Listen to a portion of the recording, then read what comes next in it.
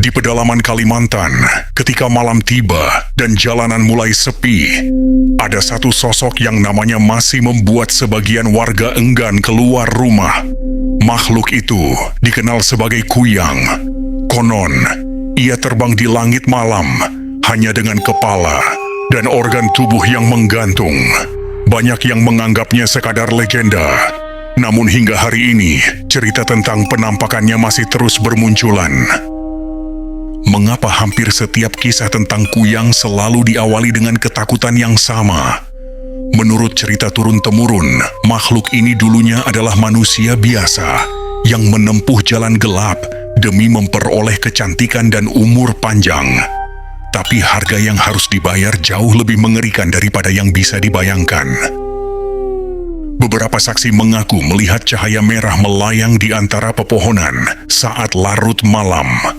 Yang lain mengaku mendengar suara aneh dari atas atap rumah mereka. Tidak ada yang berani memastikan apa yang sebenarnya mereka lihat. Namun satu nama selalu disebut dalam setiap cerita, Kuyang. Di berbagai daerah Kalimantan, ibu hamil dan bayi yang baru lahir dipercaya menjadi target utama Kuyang. Karena itulah berbagai ritual perlindungan dilakukan sejak dahulu.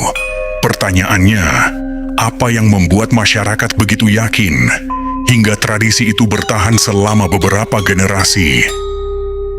Konon, sebelum Kuyang muncul, suasana sekitar akan terasa berbeda. Udara menjadi lebih dingin, hewan-hewan mendadak gelisah, dan anjing mulai menggonggong ke arah kegelapan. Bagi sebagian orang, tanda-tanda itu cukup untuk membuat mereka segera menutup seluruh jendela rumah. Legenda menyebut bahwa Kuyang tidak selalu terlihat jelas. Terkadang ia hanya tampak sebagai cahaya samar yang bergerak cepat di langit malam. Namun bagi mereka yang mengaku pernah melihat wujud aslinya, pengalaman itu menjadi kenangan yang tidak pernah bisa dilupakan. Ada lokasi-lokasi tertentu yang dipercaya sebagai tempat kemunculan Kuyang. Warga setempat memilih menghindarinya setelah matahari terbenam. Sebab menurut cerita, terlalu lama berada di sana dapat mengundang sesuatu yang seharusnya tidak dicari. Meski zaman telah berubah dan teknologi semakin maju, kisah tentang Kuyang belum pernah benar-benar hilang. Dari mulut ke mulut, dari generasi ke generasi, cerita yang sama terus bertahan. Apakah semua ini hanya warisan mitos, atau ada alasan lain di baliknya? Para peneliti budaya melihat Kuyang sebagai bagian dari folklore yang kaya akan makna.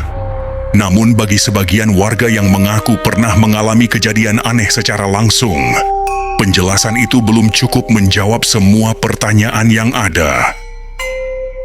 Setelah menelusuri berbagai kesaksian, cerita rakyat, dan kepercayaan yang telah hidup selama ratusan tahun, satu misteri tetap belum terpecahkan.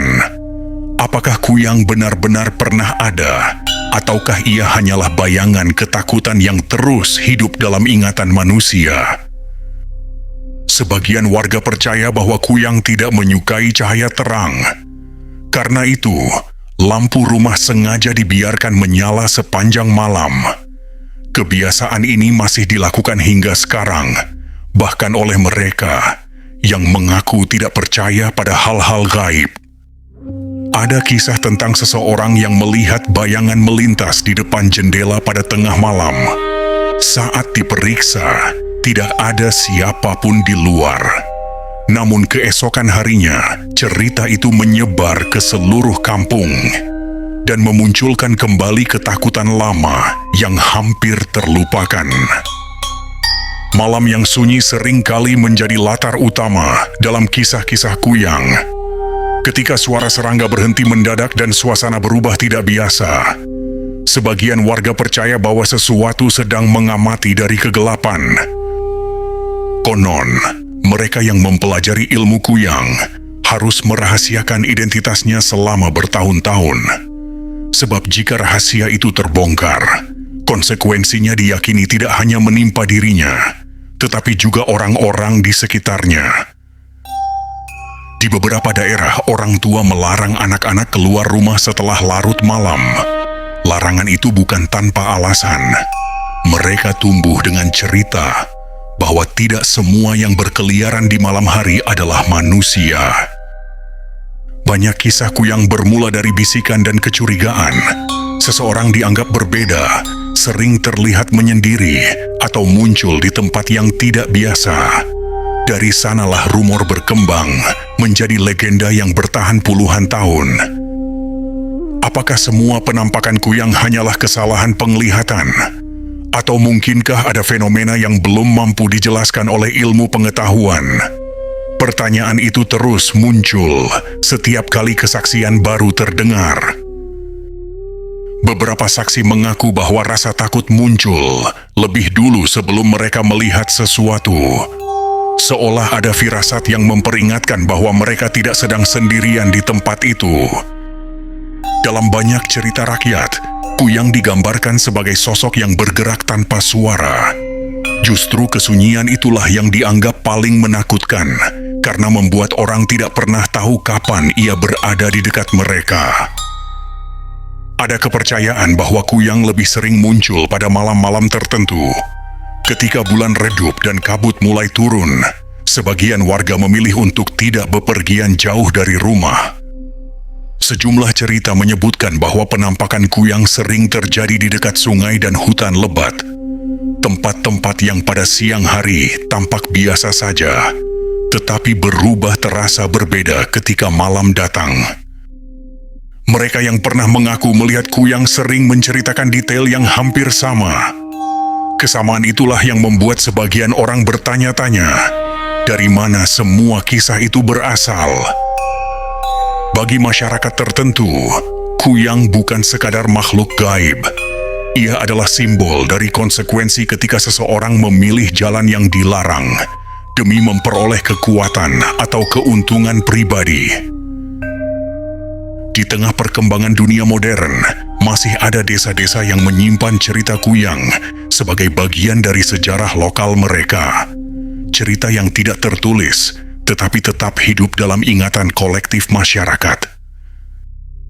Ketika malam semakin larut dan kabut mulai menyelimuti jalan setapak, imajinasi manusia sering bekerja lebih kuat. Namun, bagaimana jika sebagian kisah yang dianggap imajinasi ternyata berasal dari pengalaman nyata? Ada saksi yang bersumpah bahwa mereka melihat sesuatu terbang rendah di atas pepohonan. Mereka tidak dapat menjelaskan apa yang dilihat, tetapi rasa takut yang tersisa masih mereka ingat hingga sekarang. Kisah tentang kuyang terus berkembang seiring waktu. Setiap generasi menambahkan pengalaman dan versinya sendiri, menciptakan misteri yang semakin sulit dipisahkan antara fakta dan legenda.